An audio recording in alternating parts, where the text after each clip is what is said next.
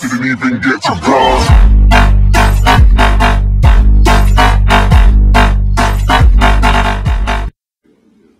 And everyone said the exact same thing. Dave was the friendliest. A családi fotó mindig is nagyon szerette. Pedig összetörtétek rajta az üveget, amiért persze nagyon meg fogtok latolni. Igen, ti kette. Látod, az ott az anyag? Marha nagy ribac volt. Az apám végül megölte. De semmi baj, hagyjuk az én életemet.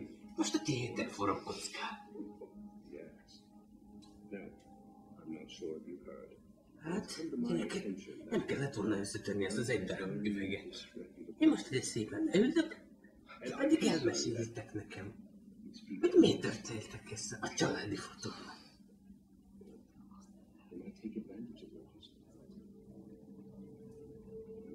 Ha nem mondjátok el, akkor viszont golyót kaptunk.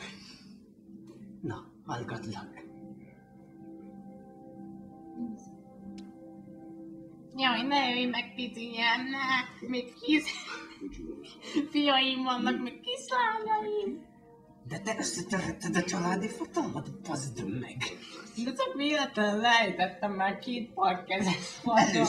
Először is mit kerestél a házamban? Csak szólni akartam. Én mondtam, hogy nem kell a szabad takarítoknak kibejárkálni a házamba. Ezt most megbánjátok, mindjárt szólok az őrök. Nagyon fel vagyok baszva, hagyjatok végén.